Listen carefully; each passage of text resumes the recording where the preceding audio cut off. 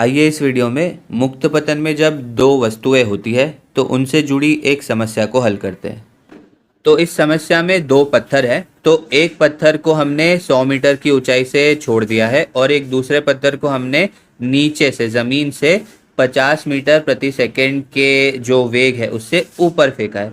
अब हमें ये पता करना है कि ये जो स्टोन है, ये जो पत्थर है, ये कब और कहाँ पर एक दूसरे से टकराएंगे। तो चलिए पहले हम यहाँ पर चित्र बना लेते हैं। तो पहले तो ये जो पहला पत्थर है वो 100 मीटर की ऊंचाई से नीचे गिरा है, ठीक है, इसे हम पत्थर एक मान रहे हैं।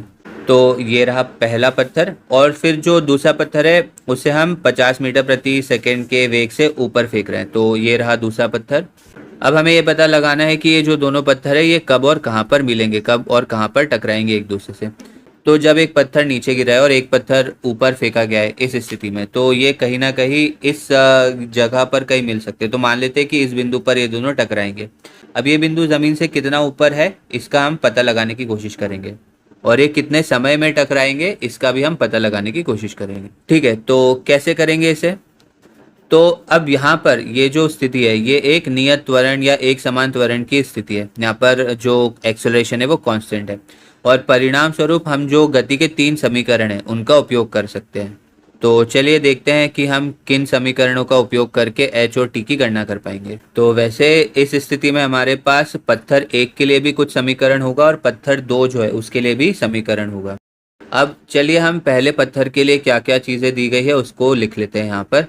तो सबसे पहले हमें ये बताया गया कि इसे हमने गिराया, इसे छोड़ दिया है हमने, ठीक है। तो इसका मतलब है कि इसका जो प्रारंभिक वेग है वो 0 होगा, यानी u जो है वो 0 होगा। इसका त्वरण जो होगा वो 10 मीटर प्रति सेकंड का वर्ग होगा और ये प्लस में होगा क्योंकि ये नीचे गिरा, इसका जो वेग है वो बढ़ रहा है। अब यहाँ पर जो t है उसके बारे में हमें अभी जानकारी नहीं है। अब इसके विस्थापन का क्या? तो हमें इस बिंदु तक का जो विस्थापन है वो देखना है। तो हमें ये पता है कि इस पत्थर की ज़मीन से कितनी ऊंचाई है, 100 मीटर, और हम ऐसा मान रहे हैं कि ये जो बिंदु है ये ज़मीन से h हाइट पर है। तो इसका क्या मतलब होगा, जो पहला पत्थर है उसने कितनी दूरी तय की होगी?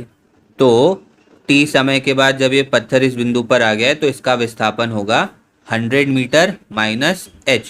तो हमारे पास ये 4 राशियाँ हैं। अब हमें ये देखना है कि हम कौन से समीकरण का उपयोग करें जिनमें ये चारों राशियाँ आ जाए।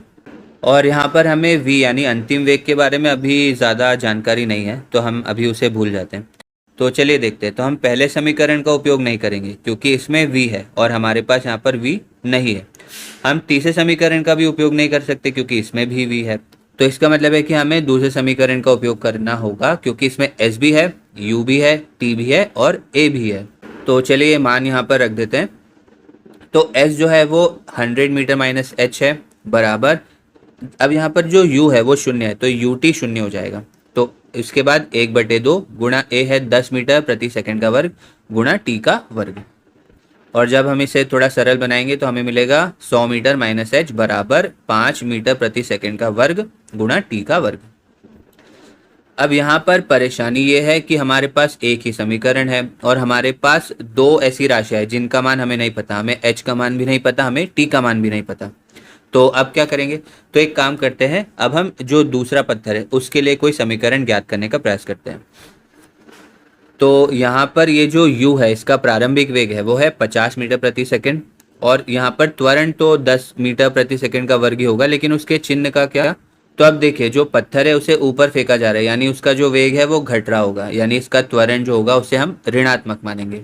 उसके बाद फिर हमने माना है कि ये जो पत्थर है वो इस बिंदु तक जब आएगा तो इसका विस्थापन कितना होगा, h, ठीक है, ये हमने माना था। और t जो है वो हमें नहीं पता। तो हम फिर से जो दूसरा समीकरण है उसका उपयोग करते हैं। तो हमें क्या मिलेगा, h बराबर 50 मीटर प्रति सेकेंड गुणा t जमा 1/2 गुणा -10 मीटर प्रति सेकेंड का वर्ग गुणा t का वर्ग। अब इसे थोड़ा सरल बनाते हैं तो हमें मिलेगा h बराबर 50 मीटर प्रति सेकंड गुणा t माइनस 5 मीटर प्रति सेकंड का वर्ग गुणा t का वर्ग। अब फिर से हमारे पास ये जो समीकरण है इसमें दो ऐसी राशियाँ जिनका मान हमें नहीं पता, लेकिन अब आप ध्यान दीजिए हमारे पास ये जो दोनों समीकरण है इन दोनों में ही h भी है और t भी है, यानी हमारे पास दो समीकरण है और दो ऐसी राशियाँ जिनका मान हमें नहीं पता। तो हम एक चर को दूसरे चर की जगह पर प्रतिस्थापित कर कर इसे सॉल्व कर सकते हैं।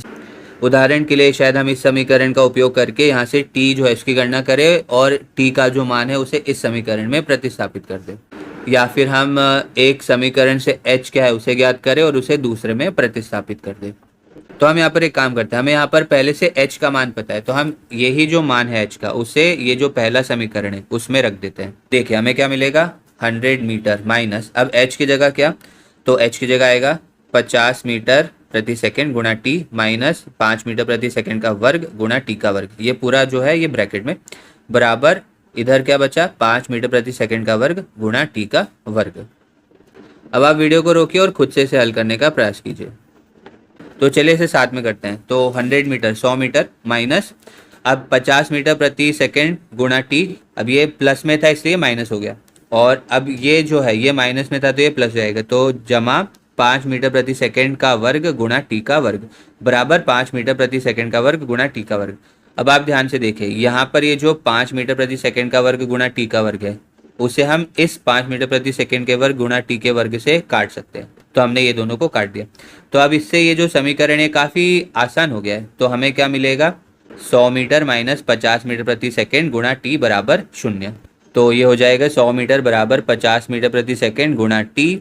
अब यहाँ पर हम ये जो 50 है और ये जो 100 है इन्हें एक दूसरे के साथ काट सकते हैं, तो हमें यहाँ पर 50 को जब हम 100 से काटेंगे तो इधर मिलेगा 2, तो t यानी जो समय है वो आ रहा है 2 सेकंड।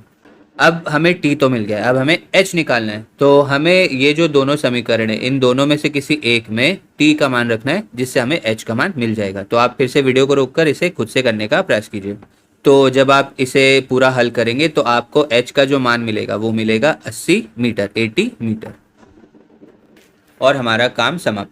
तो जब भी हमारे पास कोई ऐसी स्थिति है जिसमें दो वस्तुएं मुक्त पतन में है, तो हमें दोनों वस्तुओं के लिए समीकरण ज्ञात करना होगा और फिर उन दोनों समीकरणों का उपयोग करके जो भी मान हमें ज्ञात करने हैं उनका हम पता लगा सकते हैं।